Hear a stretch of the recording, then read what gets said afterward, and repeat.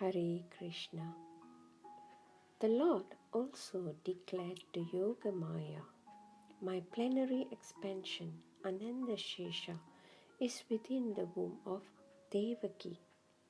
On account of being forcibly attracted to the womb of Rohini, he will be known as Sankarsana and will be the source of all spiritual power or bala, by which one can attain the highest place of life, which is called Ramana. Therefore, the plenary portion, Ananta, will be known after his appearance either as Shankarshana or as Balarama. In the Upanishads, it is stated, Nayam Atma Bala Hinena Labhaya. The purport is that one cannot attain the supreme platform of self-realization without being sufficiently favored by Balarama. Bala does not mean physical strength. No one can attain spiritual perfection by physical strength. One must have the spiritual strength which is infused by Balarama or Shankarshana.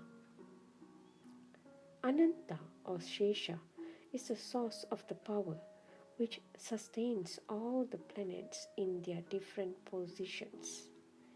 Materially, this sustaining power is known as the law of gravitation, but actually it is a display of the potency of Shankarshana.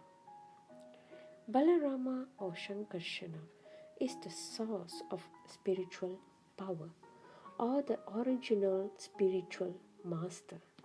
Therefore, Lord Nityananda Prabhu, who is also the incarnation of Balarama, is the original spiritual master. And the spiritual master is the representative of Balarama, the form of the Supreme Personality of Godhead, who supplies spiritual strength. In the Chaitanya Charitamrita, it is confirmed that the spiritual master is the manifestation of the mercy of Kṛṣṇa. Thus, ordered by the Supreme Personality of Godhead, Yogamaya circumambulated the Lord and then appeared within this material world according to his order. When Yogamaya, the supreme power of the supremely powerful personality of Godhead, transferred Lord Shesha from the womb of Devaki to the womb of Rohini, both Devaki and Rohini were under Yogamaya's spell, which is called Yoga Nidra. When this was done, people thought that Devaki's seventh pregnancy had been a miscarriage. Thus, although Balarama appeared as the son of Devaki, he was transferred to the womb of Rohini to appear as her son. After this arrangement, the Supreme Personality of Godhead, Kṛṣṇa, who is always ready to protect his unalloyed devotees, entered within the mind of Vasudeva and as the Lord of the whole creation, with full inconceivable potencies. It is understood in this connection that Lord Kṛṣṇa first of all situated himself in the unalloyed heart of Vasudeva and was then transferred to the heart of Devaki. He was not put into the womb of Devaki by seminal discharge. The Supreme Personality of Godhead, by his inconceivable potency, can appear in any way. It is not necessary for him to appear in the ordinary way, by seminal injection within the womb of a woman. when Vasudeva was sustaining the form of the Supreme Personality of Godhead within his heart, he appeared just like the glowing sun, whose shining rays are always unbearable and scorching to the common man.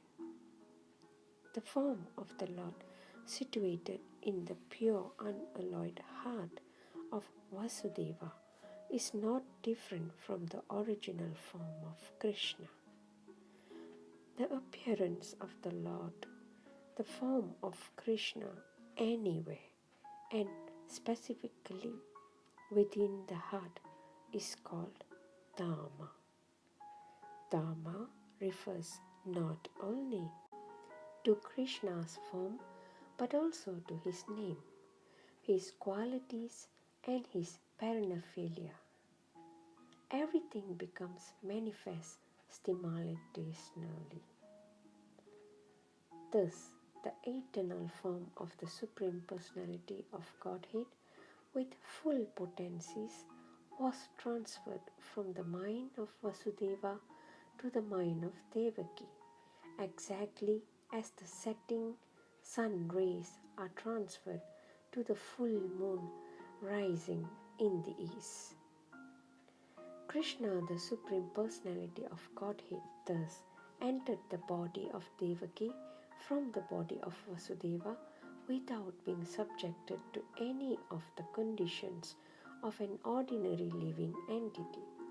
Since Krishna was there, it is to be understood that all his plenary expansions, such as Narayana, and incarnations like Lord Nrsimha and Varaha, were with him, and they also were not subject to the conditions of material existence. In this way, Devaki became the residence of the Supreme Personality of Godhead, who is one without a second and the cause of all creation. Devaki became the resident of the Absolute Truth, but because she was confined within the house of Kamsa, she looked just like a suppressed fire or like misused education. When fire is kept in a jug, the illuminating rays of the fire cannot be very much appreciated. Similarly, misused knowledge, which does not benefit the people in general, is not very much appreciated.